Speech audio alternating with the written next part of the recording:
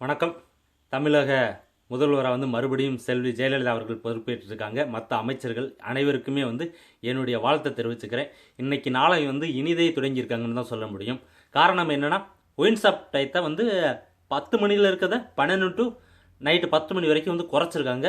இது பார்த்தீங்கன்னா நிறைய குடிகாரர்கள் ஓரளவுக்கு இந்த காலையில் போய் வெறும் வயிற்றில் குடிக்கிறவங்களை கொஞ்சம் குறைக்கும் அப்படின்றது எல்லாரும் ஏற்றுக்கொண்டு தான் ஆக வேண்டும். என்னை பொறுத்தளவுக்கு என்னோட தனி ரெக்வஸ்ட் என்னன்னா, நைட்டு 10 மணி வரைக்கும் இருக்கிறத 8 மணி வரைக்கும் குறைத்தார்கள் என்றால் இந்த நைட்டு ஈவினிங் போல் ஆஃபீஸ் முடிச்சுட்டு வர்றவங்க எல்லாருமே குடிக்கிறத கொஞ்சம் குறைப்பார்கள் அப்படின்றது ஒரு தனிப்பட்ட ஒரு கருத்து. மேலும் இதை நடைமுறைப்படுத்துவாங்க ஃபியூச்சரில் அப்படின்னு சொல்லிட்டு எதிர்பார்க்கலாம். அதே போல் 500 ஒயின் ஷாப்பை க்ளோஸ் பண்ணியிருக்காங்க. இதுவும் வரவேற்கத்தக்கது. நெக்ஸ்ட்டு விவசாய கடன் தள்ளுபடி இன்னைக்கே சைன் பண்ணியிருக்காங்க. அது விவசாயிகளுக்கு ஒரு ஒரு பெரிய ஒரு மனநிறைவை தரும் அப்படின்னு சொல்லிட்டு எதிர்பார்க்கலாம். அடுத்தது தான் 100 யூனிட் மின்சாரம் எல்லாருக்கும் ஃப்ரீ அப்படின்னு சொல்லியிருக்காங்க. இன்னைக்கு சைன் பண்ணியிருக்காங்க. அதே போல் 750 யூனிட் மின்சாரம் சிறு தொழில் பண்ணுறவங்களுக்குலாம் ஃப்ரீ அப்படின்றதுக்கும் இன்னைக்கு சைன் பண்ணியிருக்காங்க. இதுதான் எப்படி நிறைவேற்ற போகிறார்கள் என்பது தெரியல. ஏன்னா தமிழ்நாடு மின்சார வாரியம் நம்மகிட்ட எந்த இதுவுமே இது வரைக்கும் ப்ரொடியூஸே பண்ண கிடையாது. தயாரிப்பே இல்லாமல் நம்ம வெளியில் ப்ரைவேட்டாக காசுக்கு வாங்கித்தான் மக்கள்கிட்ட கொண்டு போய் சேர்த்துக்கிட்டு இருக்கோம். அதனால தான் நம்ம எலக்ட்ரிசிட்டி போர்டு பயங்கர ஒரு கடனில் சுமந்துக்கிட்டு நின்றுக்கிட்டு இருக்கு. எப்படி மறுபடியும் இந்த 100 யூனிட் மின்சாரம் ஃப்ரீயாக கொடுக்க போகிறாங்க, யார்கிட்டருந்து வாங்க போகிறாங்க, இல்லை ப்ரொடியூஸ் மறுபடியும் பண்ண போகிறாங்களா, ஏதாச்சும் புது பிளான்ட் எதுவும் போட போகிறாங்களா என்ன அப்படின்றது தெளிவான ஒரு அறிக்கை வரல.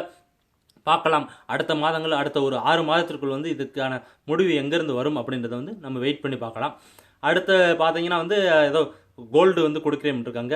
அது ஏழைகளுக்கு உதவும் அப்படின்னு சொல்லியிருக்காங்க. அது எப்படி போகுது என்னன்னு சொல்லிட்டு அதையும் பார்க்கலாம். நெக்ஸ்ட் இன்னைக்கு பதவி இருக்கிறப்ப எதிர்கட்சி தலைவராக இருக்க ஸ்டாலின் அவர்களை பதவியேற்பு விழாவுக்கு கூப்பிட்டாங்க. அதனால மீடியாக்கெல்லாம் நேற்றெல்லாம் பயங்கரமாக புகழ்ந்தாங்க. ஒரு ஒரு மாற்றம், ஒரு பெரிய முன்னேற்றம் அப்படின்னு சொன்னாங்க. இன்னைக்கு அதை மதித்து ஸ்டாலின் இன்னைக்கு வந்துட்டா. அப்படி வந்ததுனால இன்னைக்கு ஸ்டாலினுக்கு பார்த்தீங்கன்னா 10வது வரிசையில் எல்லாருக்கும் நடுவில் ஒரு சீட்டை போட்டு ஒரு சாதாரண ஒரு எம்எல்ஏ மாதிரி உட்கார வச்சுருந்தாங்க. அதுவும் பார்த்தீங்கன்னா அதை மதித்து அவரும் உட்காந்துருந்தார். ஆனால் ஒரே ஒரு டவுட்டு தான், 2034 தொகுதி நிப்பாட்டி இருந்தாலும் சமத்துவ மக்கள் கட்சி தலைவர் டெபாசிட் தான் போயிருப்பார். அம்மம்பெரிய ஒரு மிகப்பெரிய ஒரு கட்சி தலைவரை முதல் வரிசையில் எதுக்கு கொடுத்தாங்க என்னன்னு தான் தெரியலை. 100 தொகுதியில் வெற்றி பெற்ற நம்ம ஸ்டாலின் அவங்க கட்சியை பின்னாடி 10வது ஆளாக உட்கார வச்சிருக்குது வரிசையில். அது எதுக்குன்னு சொல்லிட்டு எல்லாருக்கும் அங்கே பார்த்துருந்தவங்களுக்காக மண்டையை சொரிய வச்சது தான் மிச்சம். இவங்களை மதித்து ஒரு எதிர்கட்சி தலைவராக இருந்த ஸ்டாலின் வந்திருக்கவரை கண்டிப்பாக மதித்து அட்லீஸ்ட் முதல் வரிசையில்னா 2வது வரிசையில் உட்கார வச்சிருக்கலாம். முதல் வரிசையில் உட்கார வச்சிருக்கவங்க யாருன்னு தான் பார்க்கணும் ஃபர்ஸ்ட். அதில் பார்த்தீங்கன்னா சரத்குமார் இருக்கார். அதுதான் எல்லாருக்குமே ஒரு காண்டானது. இது மேன்மேலும் இது மாதிரி எல்லாம் பண்ணாமல் தவறுகள், சின்ன சின்ன தவறுகள் பண்ணாமல் இன்னைக்கு நலத்திட்டங்கள் நிறையா பண்ணது மாதிரி இவங்க மேலும் மேலும் மக்களுக்கு நன்மை தரக்கூடிய நிகழ்ச்சியில் கொடுப்பாங்க அப்படின்னு சொல்லிட்டு எதிர்பார்க்கலாம். பார்க்கலாம் எப்படி போகுதுன்னு சொல்லிட்டு. நன்றி.